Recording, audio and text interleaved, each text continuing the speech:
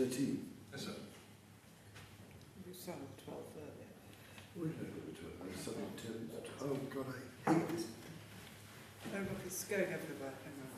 Has anybody got it on? Where is that? Oh, look, it's everywhere. Can't bear this bloody thing. What they do is every stinking time.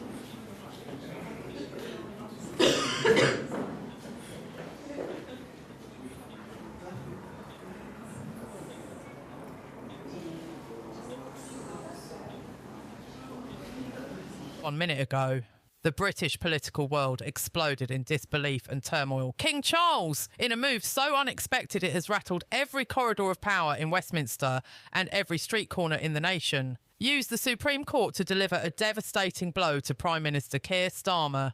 This ruling didn't just question policy. It shattered the very foundation of Starmer's government and reasserted the monarchy's constitutional authority with unprecedented force. Britain is teetering on the brink.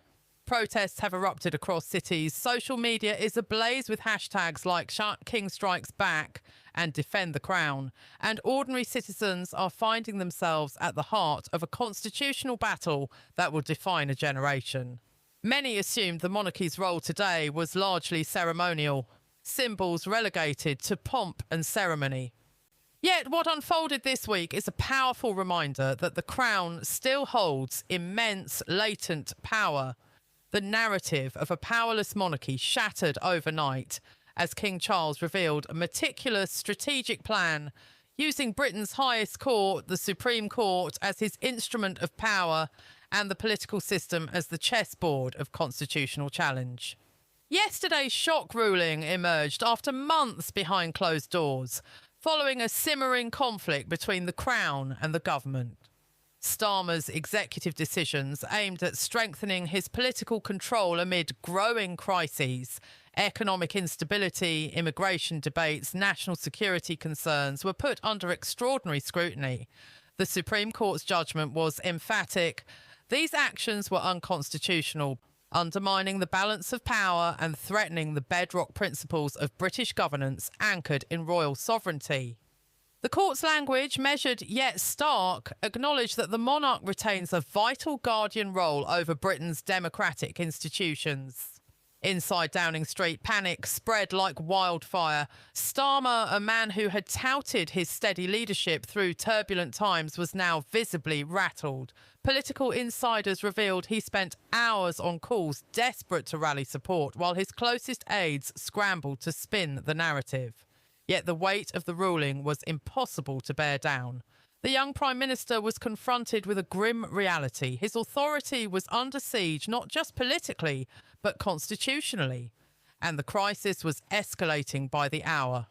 Starkly contrasting Westminster's despair, Britain's cities erupted into vibrant displays of loyalty to the Crown and outrage at the government's perceived betrayal. Trafalgar Square became the epicentre for thousands who marched, chanted and waved flags emblazoned with imagery of the monarchy. The atmosphere was electric, a rare moment of unity crossing typical political divides. Veterans, small business owners, youth groups and working-class families stood shoulder to shoulder in demonstrations demanding respect for King Charles and the ancient institution he represents. Social media campaigns flourished, generating millions of views and comments worldwide. In one poignant BBC broadcast, a veteran with tears in his eyes recounted his service, underscoring the emotional depth of the crisis. We fought for this nation's traditions, for the Crown that stands above fleeting politics. For Starmer to challenge that, it's a betrayal we cannot forgive. That emotional charge resonated far beyond military circles, tapping a deep vein of patriotism and reverence for continuity amid uncertain times. Labour's loyal base was divided and confused. Many long-time supporters found themselves torn between party allegiance and the cultural loyalty stirred by the King's intervention. Heated debates filled online forums and pub conversations, reflecting a nation grappling with one of its most profound political moments in decades. Back in Parliament, the ruling unleashed chaos. Starmer faced a storm of criticism from opposition parties and factions within his own ranks. Conservative MPs seized the moment to denounce Starmer's recklessness, calling for his resignation and immediate general elections. Reform UK capitalised on the moment, surging in prominence as they called for a constitutional reset and a return to what they framed as true British values. Whispers of a leadership coup within Labour gathered momentum. Angela Rayner, former Deputy Prime Minister, was seen convening emergency meetings with senior MPs advocating for Starmer's swift exit to save the party's future. Cabinet insiders leaked accounts of resignations and mutiny, describing a government fracturing under the strain of constitutional shambles and public outrage. International eyes were riveted. American political commentators labelled the events a royal and judicial coup, recognising the rare dramatic assertion of monarchical power in a modern Western democracy.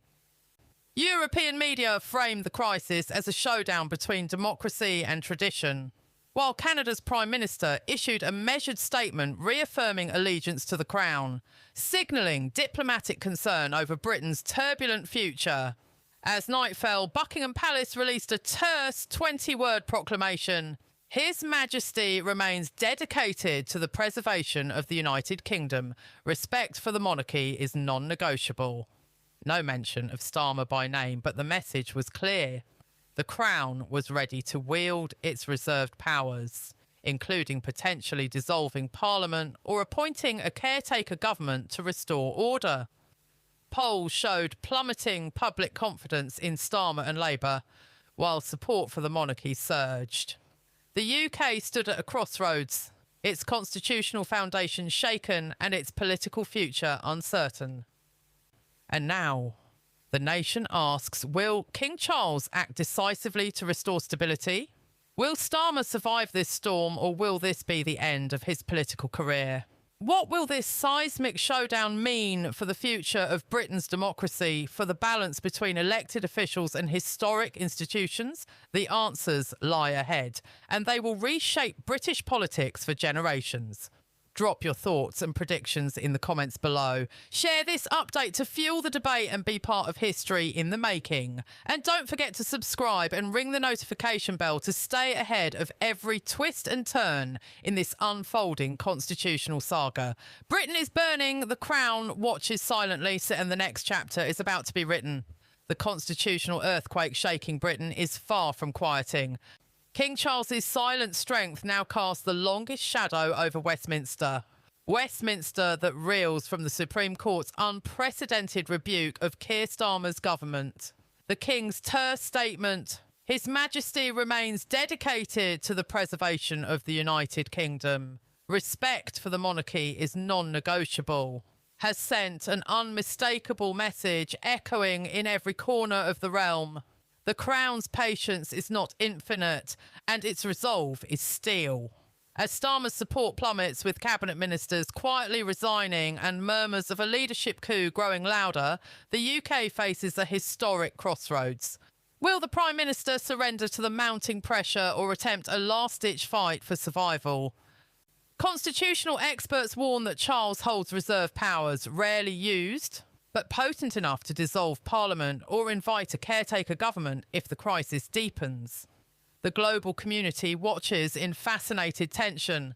American and European media describe a royal assertion unprecedented in modern democracy, while Commonwealth nations reaffirm their allegiance to the Crown, underscoring the monarchy's enduring reach and relevance. The British public, caught between loyalty and upheaval, is more divided than ever, yet united in the awareness that they are witnessing history. The next hours and days may define Britain's political landscape for generations, challenging notions of democracy, sovereignty and power in the 21st century. What happens next? Will King Charles step forward decisively or allow the political process to unfold? Will Starmer bow out or double down, risking total political ruin? Can Britain emerge from this storm stronger, or will chaos deepen its divisions? The answers to these questions will shape the future of the United Kingdom, and as you watch this constitutional drama unfold, the choice is yours. engage, debate, predict. The stakes have never been higher. Britain watches. The King watches. History is being made, and the next chapter is yet unwritten. So tell us, what do you think? Will Starmer survive the storm? Or is this the beginning of the end? Can the Crown restore order? Or will this crisis reshape the nation forever? Drop your predictions in the comments. Share this video far and wide and subscribe if you want to stay on the front line of the story as it evolves. Because one thing is clear, Britain will never be the same, and neither will you. Stay tuned. This is far from over.